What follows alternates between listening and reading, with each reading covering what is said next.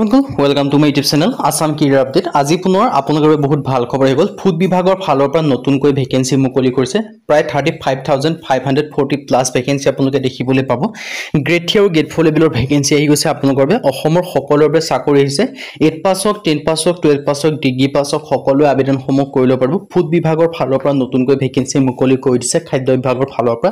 So যদি আপোনালোকে interested হয়, যদি আপোনালোকে ইলিজিবল হয়, যদি আপোনালোকে আবেদনসমূহ কৰিম বুলি ভাবি আছে, তেন্তে ভেকেন্সিখিনি ক্ষেত্ৰত আবেদনসমূহ কৰি ল'ব পাৰিব। ফুড বিভাগৰ ফালৰ পৰা ভেকেন্সিখিনি মুকলি কৰি দিলে। গ্ৰেড 3 গ্ৰেড 4 লেভেলৰ ভেকেন্সি হয়।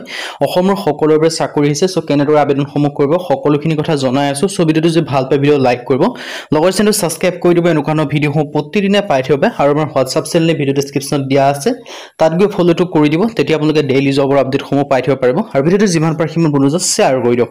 আহক আজি ভিডিও আৰম্ভ কৰোঁ। মই আপোনালোকক জনাইছো ভেকেন্সিখিনি মুকলি কৰিছে ফুড ডিপাৰ্টমেণ্ট ৰিক্ৰুটমেণ্টৰ ফালৰ পৰা 2025 বৰ্ষৰ কাৰণে।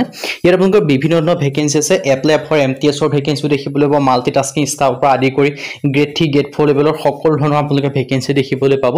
সো আপোনালোকে যিটোতে ইলিজিবল হয়, ইন্টাৰেষ্টেড হয়, সেইটোতে আপোনালোকে আবেদনসমূহ কৰি ল'ব পাৰিব। ভেকেন্সি নেম দেখিব পাৰিছে ফুড বিভাগৰ ফালৰ পৰা ভেকেন্সিখিনি আহিছে। অৰ্গেনাইজেশ্যন নেম দেখিছে ফুড ডিপাৰ্টমেণ্ট।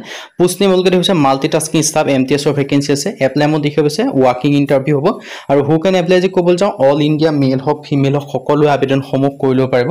সো আপোনালোকে যিটোতে ইলিজিবল হয়, যিটোতে ইন্টাৰেষ্টেড হয়, সেইটোতে আপোনালোকে আবেদনসমূহ কৰি ল'ব পাৰিব। অল ইণ্ডিয়া মেল হওক ফিমেল হওক সকলোৱে আবেদনসমূহ কৰি ল'ব পাৰিব। সো ইয়াৰ পৰা দেখিছে ফুড ডিপাৰ্টমেণ্ট ৰিক্ৰুটমেণ্ট হয়। আৰু এজ লিমিটৰ কথা যদি ক'বলৈ যাওঁ, 18ৰ পৰা আপোনালোকে মেক্সিমাম 40 বছৰলৈকে আবেদনসমূহ কৰি ল'ব পাৰিব। লগতে আপোনালোকে এজ ৰিলেক্সেশ্যনসমূহ লাভ কৰিব পাৰিব। SC ক্ষেত্ৰত 5 বছৰকৈ ৰিলেক্সেশ্যনসমূহ লাভ কৰিব পাৰিব। OBC ক্ষেত্ৰত 3 বছৰকৈ লাভ কৰিব পাৰিব। PWBDৰ ক্ষেত্ৰত 10 বছৰকৈ পাৰিব। সো আপোনালোকে যে SC কেন্দ্ৰীয় তেতিয়া আপোনালোকে 45 বছৰলৈকে আবেদনসমূহ কৰিব পাৰিব। OBC ক্ষেত্ৰত 3 বছৰ মানে 43 বছৰলৈকে পাৰিব। আৰু PWBDৰ ক্ষেত্ৰত 10 বছৰ পৰ্যন্ত মানে 50 বছৰলৈকে আবেদনসমূহ কৰি ল'ব পাৰিব। সো যদি আপোনালোকে ইন্টাৰেষ্টেড হয়, যদি আপোনালোকে ইলিজিবল হয়, তেতিয়া আপোনালোকে আবেদনসমূহ কৰি ল'ব পাৰিব। ডিটেইলছখিনি আপোনালোকে দেখিব পাৰিছে। সো আপোনালোকৰ এটা ভাল সুযোগ আৰু এটা ভাল সুবিধা আহিলে। সো সুযোগ আৰু সুবিধাটো আপোনালোকে গ্ৰহণ কৰি যদি আপোনালোকে আবেদনসমূহ বৰ্তমানলৈকে কৰা নাই, আপোনালোকে আবেদনসমূহ কৰি ল'ব পাৰিব। চিলেকশ্যন প্ৰচেছটো 3টা মাধ্যমত হ'ব।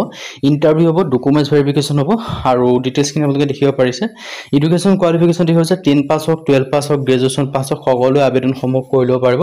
ইয়াত আপোনালোকে 10 পাছৰ কাৰণেও এপ্লাই কৰিব পাৰিব, 12 পাছৰ কাৰণেও এপ্লাই কৰিব পাৰিব। আৰু আপোনালোকে যদি গ্ৰেজুৱেশ্যন পাছ কৰিছে তেতিয়াও আপোনালোকে আবেদনসমূহ কৰি ল'ব পাৰিব। সো যদি আপোনালোকে ইণ্টাৰেষ্টেড হয়, ইলিজিবল হয়, আপোনালোকে আবেদনসমূহ কৰি ল'ব পাৰিব। ভেকেন্সিখিনিৰ ক্ষেত্ৰত আপোনালোকৰ এটা ভাল সুযোগ আৰু ভাল সুবিধা আহিছে। সো সুযোগ আৰু সুবিধাটো গ্ৰহণ কৰি যদি আপোনালোকে বৰ্তমানলৈকে আবেদনসমূহ কৰা নাই, তেন্তে ভেকেন্সিখিনিৰ ক্ষেত্ৰত আবেদনসমূহ কৰি ল'ব পাৰিব। ভেকেন্সিখিনিৰ ক্ষেত্ৰত আপোনালোকৰ এটা ডাঙৰ সুযোগ আৰু সুবিধা আহিছে। সো সুযোগ আৰু সুবিধা গ্ৰহণ কৰি আবেদনসমূহ কৰি ল'ব পাৰিব। 10 পাছ 12 পাছ গ্ৰেজুৱেশ্যন সকলোৱে আবেদনসমূহ কৰি ল'ব পাৰিব। ফুড বিভাগৰ ফালৰ পৰা ভেকেন্সিখিনি মুকলি কৰি দিছে খাদ্য বিভাগৰ ফালৰ পৰা। আৰু আবেদন কৰিবলৈ আপোনালোকৰ কি ডকুমেণ্টছ লাগিব আকৌ এবাৰ জনাইছোঁ। Passport size photograph, signature, Aadhaar card, education certificate, caste certificate, age proof, এইকেইটা ডকুমেণ্টছ হ'লে আপোনালোকে আবেদনসমূহ কৰি ল'ব পাৰিব।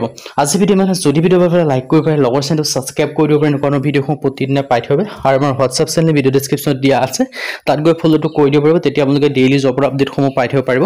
আৰু ভিডিঅ'টো যিমান পাৰে সিমান বন্ধুজন শ্বেয়াৰ কৰি দিয়ক, যাতে সকলো মানুহে ডেইলি জবৰ আপডেটসমূহ পাই থাকিব পাৰে। আজিলৈ ভিডিঅ'টো লগ পাম।